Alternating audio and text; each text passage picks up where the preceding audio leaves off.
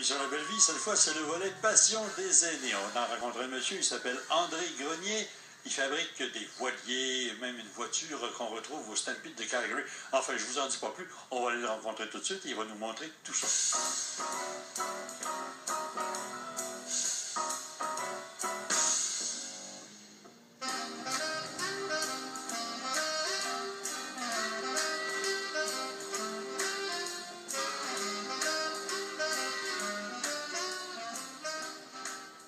André Grenier, bonjour. Bonjour. Comment ça va? Ça va très bien, ça va très bien. André, à la retraite, on exerce une passion, mais avant d'en parler, j'aimerais qu'on sache ce que tu as fait un petit peu pendant ta carrière. Ma carrière, moi, c'est modeleur de fonderie. Okay. Et puis, j'ai travaillé là-dedans pendant au moins 50 ans. J'ai arrêté à l'âge de 67 ans. Okay. Et les 17 dernières années, j'ai été à mon compte. Fait que, avec les expériences que j'avais apprises à l'extérieur. Mes premières expériences ont été à Sorel. Okay. Avec une fonderie d'acier pour de la machinerie lourde. De là, j'ai été en Californie j'ai été 10 ans à Sorel, j'ai été 10 ans en Californie. Là-bas, on faisait surtout de l'aéronautique. Mais toujours dans le même métier. Toujours dans le même métier, modeleur de fonderie. L'aéronautique et puis toutes sortes de gadgets. Les Américains sont très inventifs. Les Canadiens là-bas étaient très, très appréciés. Ah oui? Tellement que mon premier emploi, j'ai téléphoné à la personne en question. La minute que je lui ai dit ma nationalité. Il dit Canadien, on te prend. Canadien, on te prend tout de suite. Ah, une bonne référence. Mais j'ai voyons donc. Je n'ai jamais fait d'aéronautique, mais il dit tu vas l'apprendre. Et tu l'as pris. Et à un certain moment donné, après plusieurs années, tu as pris ta retraite. Oui, monsieur. Et là, tu t'es dit, ben, il faut que j'occupe mes loisirs. Oui, bien là, c'était facile, me semble, de faire quelque chose.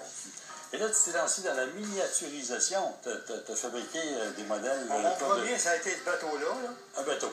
Un bateau en premier, oui, le premier. Okay. Ça a été assez compliqué de faire la coque et puis de sculpter la coque parce que c'est une coque solide. OK. Ça parlait des gabarits extérieurs. Et tu t'es inspiré d'une photo, d'un modèle existant? Une photo seulement. OK. Donc, il y a une structure qui se cache derrière tout ça, puis autour de ça, ouais, c'est moi, c'est tout. Quand qui a été assemblé, j'ai refait le pont avec des lamelles pour que ça soit plus réaliste. OK. Mon deuxième projet, ça a été le Blue Nose. Ah bon, OK. Lui, le Blue Nose, lui, ça a été une maudite job, je peux te dire. Ah oui? Ah, ça a pris au moins, je dirais 150 heures. Ah oui? Minimum. Oh, oui, c'est pas croyable parce que tu regardes tous les cordages qu'il y a après ça, puis tous les petits filages avec mes gros doigts, là. C'était pas tellement facile. Il y a des nœuds. Des petits nœuds, là, quasiment des nœuds de pêcheurs, là. C'était pas croyable. La dextérité, ça prenait, puis on en aurait dit que plus ça allait, on prend de l'âge, puis on est un petit peu moins... plus moins habile, un petit peu moins rapide. On prend plus de temps à faire quelque chose. Voilà. Mais on a le temps, on ne s'empresse pas. On a des heures devant nous autres. Et c'est dans le bétail, c'est même les petites chaloupes de sauvetage à l'intérieur. Oui, ça, les petits chaloupes, c'est fourni. Mais l'intérieur de ça, c'est vide, hein? OK. Fait que c'est toutes des structures de bois. Et puis, c'est assemblé avec des lamelles tout le tour. C'est après ça que j'appelle la finition. Là. Je finis ça avec un produit automobile pour cacher toutes les petites lignes, là, tu sais. Oui, oui. Comme ils font sur nos chars, ils mettent du poté puis ça va avec. Exactement.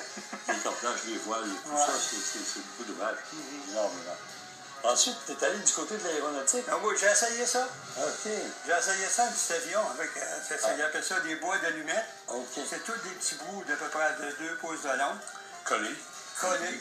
Puis quand tu as de l'assemblage à faire, il faut que tu fasses ta structure, il faut que tu assembles des bouts à bout, tu sais. Ah bon, c'est tout assemblé, c'est pas une grande pièce, c'est toutes des petites pièces collées ensemble. Oui. Fait que c'est très minutieux à faire. Il y a même le moteur, l'hélice. Oui, l'hélice tourne là-dessus aussi. Eh bien, c'est pas mal plusieurs heures d'ouvrage comme ça, là. Oui, ça, environ, il y a au moins une cinquantaine d'heures sur celle-là. Ce petit canot-là, c'est un de mes premiers, ça aussi. Ah oui?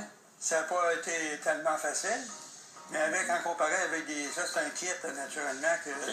Il y a même les rames dedans. Ouais, là, j'ai fait les rames avec des petits bois, là. Je sais pas si tu remarques ça, regarde, c'est très délicat. Oui, absolument. Fait que c'est ça, avec les sièges et puis tout le kit. Eh bien, dis là. Ouais. Donc, ça aussi, ça va Et mon dernier projet, le Chuck Wagon. le plus beau, c'est le Chuck Wagon. Eh bien, dis donc, même l'escalier qui descend en arrière. Chuck Wagon, j'ai vécu dans l'Ouest une dizaine d'années, fait que j'ai eu l'occasion de voir à Notre Farm. T'es allé au Stampede de Calgary déjà? J'étais au Stampede aussi, il y a à peu près une dizaine d'années. OK. Et puis, j'ai vécu ça là, à Notre Farm, les Chuck Wagon. Fait que c'est ça qui m'a donné un peu le goût de fabriquer quelque chose dans ce genre-là. Il y a même le seau d'eau et le bélier derrière. Le seau d'eau est pris dans la réserve d'eau pour le désert. Voilà. L'escalier qui monte à l'intérieur. Et à l'intérieur, on a un lit. À l'intérieur, on a un lit à 2 étages. Absolument. Parce que à l'époque, ça, ces voitures-là, eux autres, c'était comme nos grands-pères aujourd'hui. Oui, c'est ça. Ils traînaient leur famille là-dedans. Ils dormaient dans ça. Ils dormaient là-dedans, puis Absolument. ils faisaient la cuisine, ils faisaient tout. Oh, oui, absolument. Même cette voiture-là est équipée d'un frein. Ben oui, les freins. Il y a des freins dessus. Ben oui, absolument. Fait absolument. que, Et même les roues, c'est toi qui les fabriques. ouais, les roues sont en bronze, la jante est en bronze, et puis c'est étamé sur le joint. Et puis c'était assez intéressant à faire. Le Wells Fargo, donc ça, c'est Wells sorti Fargo, d'une c'est compagnie. une La poste compagnie. américaine, ouais. Beaucoup de transport aux États-Unis. Dans le temps, là, c'était la grosse compagnie qui faisait le transport aux États-Unis. Pas ça, Western Union, t'as Ça, c'est venu par après les autres. Le lettrage. Le lettrage, c'est mon frère Guy. Oui, je l'avais fait par Guy. Mon Guy a fait mon lettrage. Moi, j'ai fondu le four, il est petit sac. Mais il dit, franchement, il dit, tu m'as emmené quelque chose de pas mal petit. Là. Tu me prends au dépourvu. C'est bien réussi quand même. Ouais. C'est comme les montants, par exemple, qui sont avec lesquels on attache la voiture au fer. Les Benoît, sont les manoirs. Sont en brésier. C'est même martoisé. C'est mortaisé, oui. Mortaise, oui. Oui, il y a une mortaise dedans. Il me semble que c'est petit pour. Ah, c'est délicat. Tu sais, tu faisais avec une petite lime, quasiment une lime à ongles, là, dans le trou, pour passer ça. Et puis, j'ai fait des petits personnages. Ben oui, absolument. Des petits personnages qui aussi sont flexibles et puis ils sont installés là. Ben, dis donc, c'est beaucoup d'heures de travail, mais on ne va pas passer le temps quand on fait ça. Non, c'est un dada, tu sais. T'es pogné là-dedans, puis t'embarques, puis tu vois pas le temps pour tout. Le temps n'existe plus. Ça, c'est des supports à billes, ça, que j'ai. Ah, OK. Pour faire les broches. Pour faire les arceaux, OK. Puis ici, c'est une toile qui est embarquée là-dessus. Une toile de jus que j'ai, coton écru. Avec les œillets aussi. Comme c'était les œillets de... Exactement. Eh ben, là, il y a la tension. Ici, là, les petites pins de bronze, là. Peut-être que tu ne croiras pas, mais c'est des rivets des anciennes bandes de break. Ah oui? OK. Tu sais, quand tu allais se faire réparer ton auto, ils mettaient une bande neuve sur ton cerveau. Exactement. Ils mettaient des rivets comme ça. Aujourd'hui, ils achètent tout ça, tout collé d'avance. Ça ne sert plus de ça. Ça provient de là. Moi, ça vient de là.